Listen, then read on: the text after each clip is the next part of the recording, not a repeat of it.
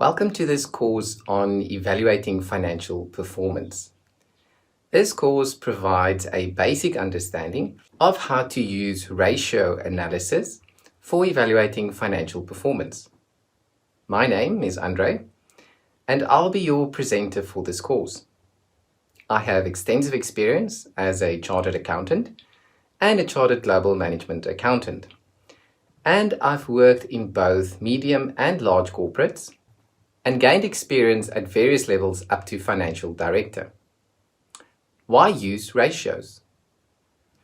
It has been said that you must measure what you expect to manage and accomplish.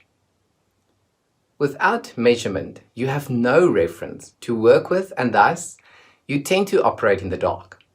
One way of establishing references and managing the financial affairs of an organization is to use ratios. Ratios are simply relationships between two financial balances or financial calculations. These relationships establish our references so we can understand how well we are performing financially. Ratios also extend our traditional way of measuring financial performance, i.e., relying on financial statements. By applying ratios to a set of financial statements, we can better understand financial performance. This course will cover return on equity, liquidity ratios, asset management ratios, profitability ratios, leverage ratios, market value ratios, and comparing financial statements. This course is ideal for anyone interested in evaluating the financial performance of a company, either as a business owner, business manager, or an investor. Return on equity.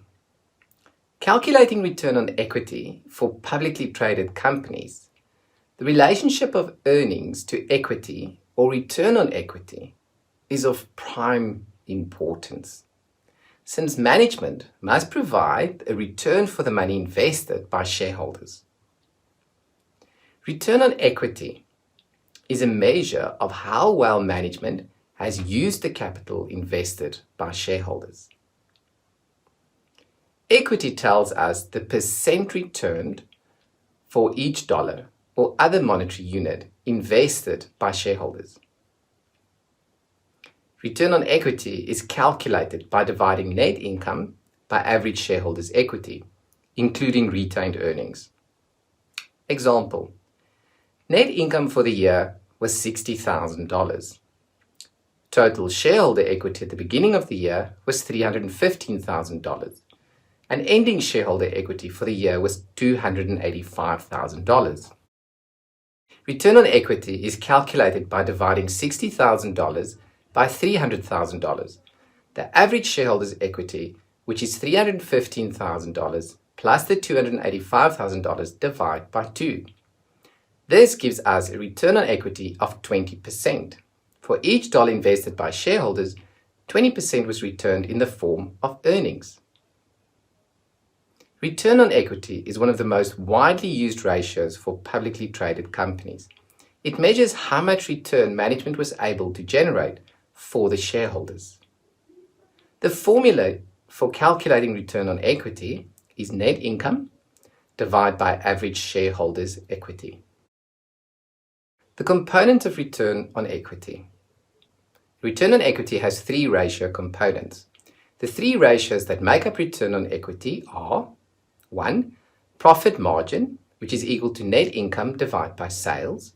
2. Asset turnover, which is equal to sales divided by assets. And 3. Financial leverage, which is equal to assets divided by equity. Profit margin measures the percent of profits you generate for each dollar of sales. Profit margin reflects your ability to control costs and make a return on your sales. Profit margin is calculated by dividing net income by sales. Management is interested in having high profit margins. For an example, net income for the year was $60,000 and sales were $480,000. Profit margin is therefore $60,000 divided by $480,000 or 12.5%. For each dollar of sales, we generated $0.125 of profits.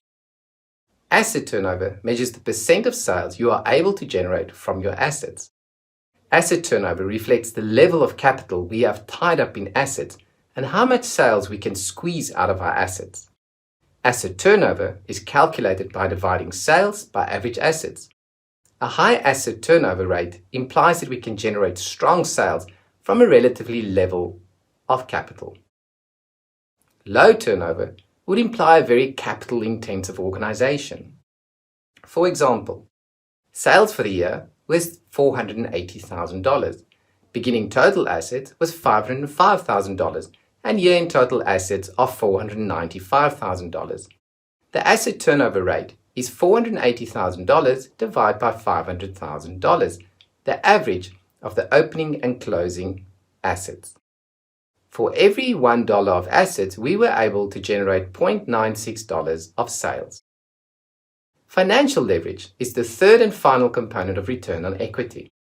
Financial leverage is a measure of how much we use equity and debt to finance our assets. As debt increases, the financial leverage increases. Generally, management tends to prefer equity financing over debt since it carries less risk. The financial leverage ratio is calculated by dividing assets by shareholder equity. For example, average assets are $500,000 and average shareholders' equity is $320,000. Financial leverage ratio is $500,000 divided by $320,000 or 1.56. For each $1.56 in assets, we are using $1 in equity financing. Now let us compare our return on equity to a combination of the three component ratios. From our example, return on equity was equal to $60,000 divided by $320,000 or 18.75%. Or we can combine the three components of return on equity from our examples. Profit margin multiplied by asset turnover multiplied by financial leverage is equal to return on equity. Or 0.125 times 0.96 times 1.56 equals our 18.75%. Now that we understand the basic ratio structure, we can move down to a more detailed analysis with ratios.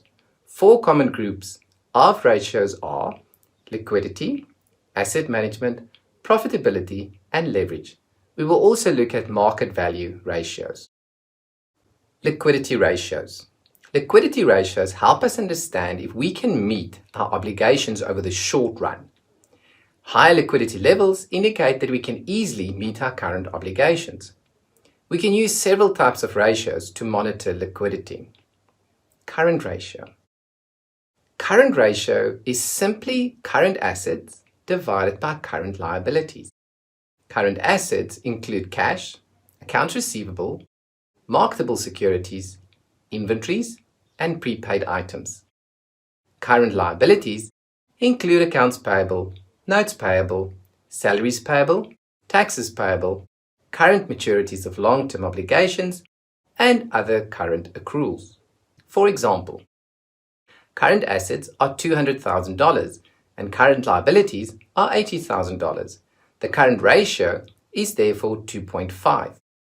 We have 2.5 times more current assets than current liabilities. A low current ratio would imply possible insolvency. A very high current ratio might imply that management is not investing idle assets productively. Generally, we want to have a current ratio that is proportional to our operating cycle. We will look at the operating cycle as part of asset management ratios. Asset test or quick ratio.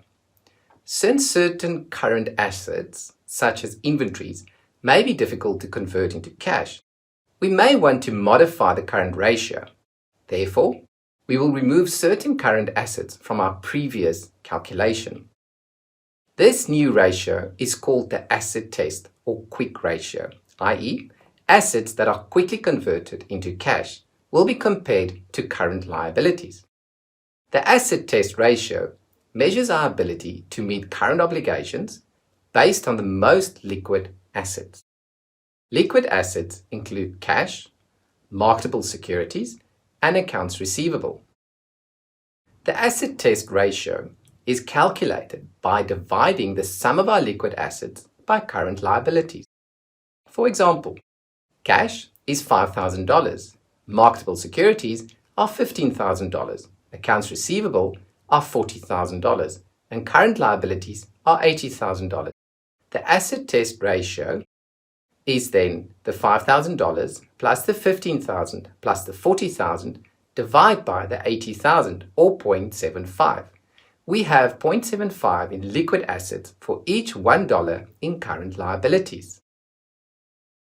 Defensive interval. Defensive interval is the sum of liquid assets compared to our expected daily cash outflows. The defensive interval is calculated as follows: cash plus marketable securities plus receivables divided by the daily operating cash outflow. For example, referring back to our last example, we have total quick assets of $60,000, and we have estimated that our daily operating cash outflow is $1,200. This would give us a 50-day defensive interval. We have 50 days of liquid assets to cover our cash outflows. Ratio of operating cash flow to current debt obligations. The ratio of operating cash flow to current debt obligations places emphasis on cash flows to meet fixed debt obligations.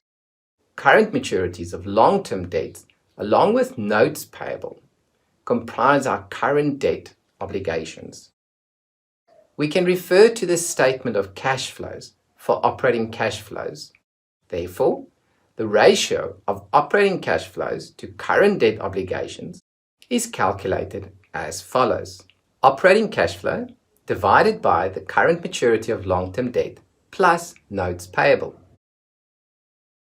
For example, we have operating cash flow of $100,000, notes payable of $20,000, and we have $5,000 in current obligations related to our long-term debt.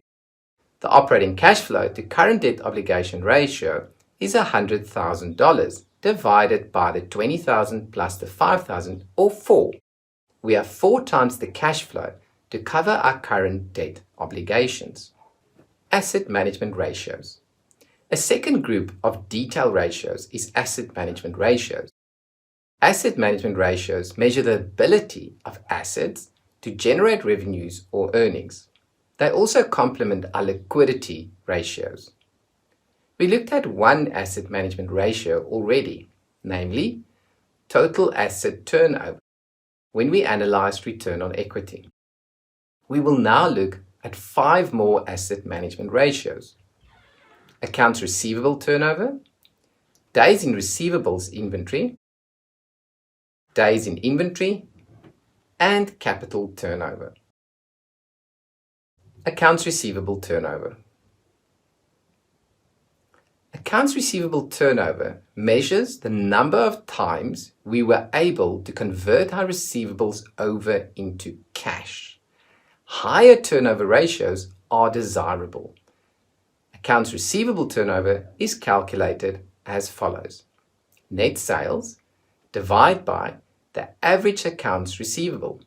For example, sales are $480,000.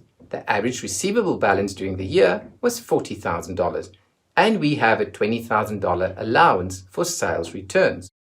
Accounts receivable turnover is therefore 11.5.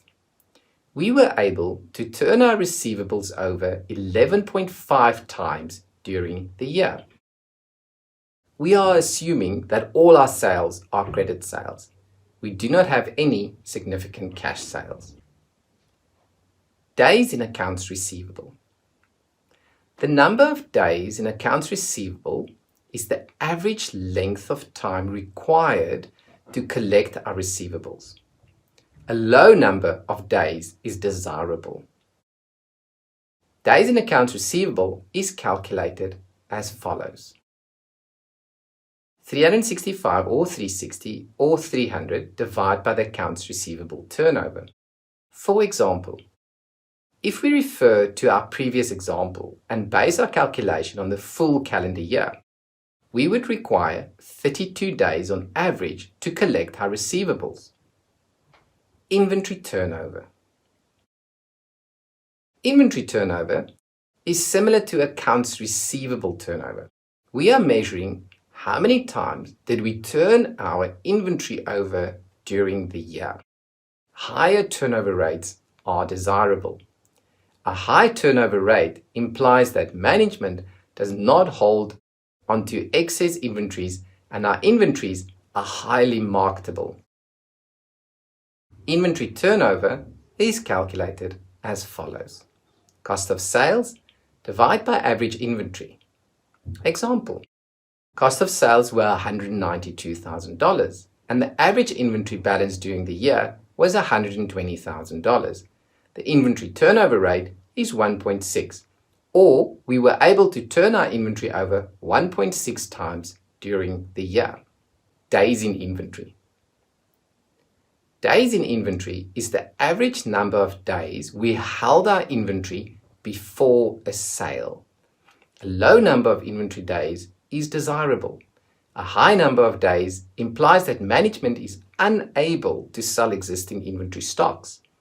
Days in inventory is calculated as follows. 365 or 360 or 300 divide by the inventory turnover.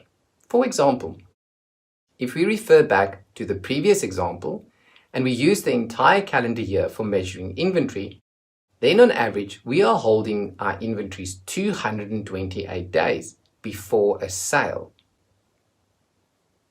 Operating cycle. Now that we have calculated the number of days for receivables and the number of days for inventory, we can estimate our operating cycle. Operating cycle is equal to the number of days in receivables plus the number in days in inventory. In our previous example, this would be 32 plus 228, which is 260 days. So on average, it takes us 260 days to generate cash from our current assets.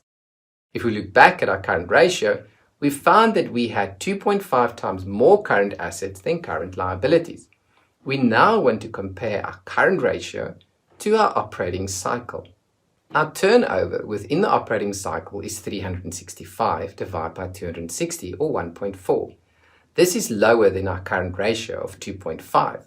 This indicates that we have additional assets to cover the turnover of current assets into cash. If our current ratio were below that of the operating cycle turnover rate, this would imply that we do not have sufficient current assets to cover current liabilities within the operating cycle. We may have to borrow short-term to pay our expenses. Capital turnover. One final turnover ratio that we can calculate is capital turnover. Capital turnover measures our ability to turn capital over into sales. Remember, we have two sources of capital, debt and equity. Capital turnover is calculated as follows. Net sales divided by interest-bearing debt plus shareholders' equity. For example, net sales are $460,000. We have $50,000 in debt and $200,000 of equity. Capital turnover is therefore 1.84. For each dollar of capital invested, both debt and equity, we are able to generate $1.84 in sales. Profitability ratios. A third group of ratios that we can use are profitability ratios. Profitability ratios measure the level of earnings in comparison to a base such as assets, sales, or capital. We have already reviewed two profitability ratios, return on equity and profit margin. Two other ratios we can use to measure profitability are operating income to sales and return on assets. Operating income to sales. Operating income to sales compares earnings before interest and taxes, EBIT, to sales.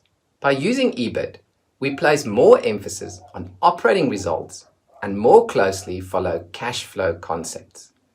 Operating income to sales is calculated as follows. EBIT divided by net sales. For example, Net sales are $460,000 and earnings before interest and taxes is $100,000. This gives us a return of 22% on sales.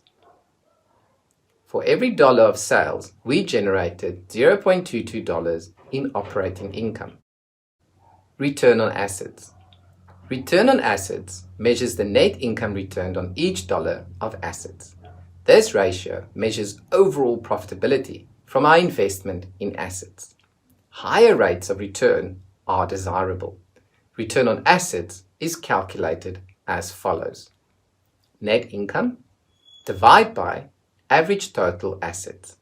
Example, net income is $60,000 and average total assets for the year are $500,000. This gives us a 12% return on assets. Return on assets is often modified to ensure accurate measurement of returns. For example, we may want to deduct our preferred dividends from net income, or maybe we should include operating assets only and exclude intangibles, investments and other assets not managed for an overall rate of return. Leverage ratios. Another important group of detail ratios are leverage ratios. Leverage ratios measure the use of debt and equity for financing of assets. We previously looked at the financial leverage ratio as part of return on equity. 3 other leverage ratios that we can use are debt to equity, debt ratio, and times interest earned. Debt to equity. Debt to equity is the ratio of total debt to total equity. It compares the funds provided by creditors to the funds provided by shareholders. As more debt is used, the debt to equity ratio will increase. Since we incur more fixed interest obligations with debt, risk increases. On the other hand, the use of debt can help improve earnings since we get to deduct interest expense on the tax return. So we want to balance the use of debt and equity such that we maximize our profits, but at the same time manage our risk. The debt to equity ratio is calculated as follows. Total liabilities divided by shareholders' equity. For example, we have total liabilities of $75,000 and total shareholders' equity of $200,000. The debt to equity ratio is 37.5%. When compared to our equity resources, 37.5% of our resources are in the form of debt. Debt ratio. The debt ratio measures the level of debt in relation to our investment in assets. The debt ratio tells us the percent of funds provided by creditors and to what extent our assets protect us from creditors. A low debt ratio would indicate that we have sufficient assets to cover our debt load. Creditors and management favor a low debt ratio. The debt ratio is calculated as follows. Total liabilities divided by total assets. Example, total liabilities are $75,000 and total assets are $500,000. The debt ratio is 15%. So 15% of our funds for assets come from debt. Note, we use total liabilities to be conservative in our assessment. Times interest earned. Times interest earned is the number of times our earnings before interest and taxes covers our interest expense. It represents our margin of safety in making fixed interest payments. A high ratio is desirable from both creditors and management. Times interest earned is calculated as follows. Earnings before interest and taxes divided by interest expense. For example, earnings before interest and taxes is $100,000 and we have $10,000 in interest. Times interest earned is therefore 10. We are able to cover our interest expense 10 times with operating income. Market value ratios. One final group of detailed ratios that warrants some attention is market value ratios. These ratios attempt to measure the economic status of the organization within the marketplace. Investors use these ratios to evaluate and monitor the progress of their investments. Earnings per share.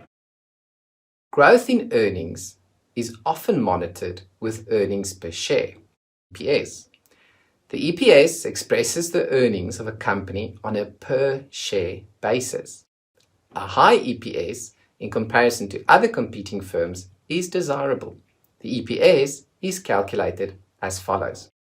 Earnings available to common shareholders divide by the number of common shares outstanding. For example, earnings are 100,000 and preferred stock dividends of 20,000 need to be paid. Therefore, there are a total of 80,000 common shares outstanding.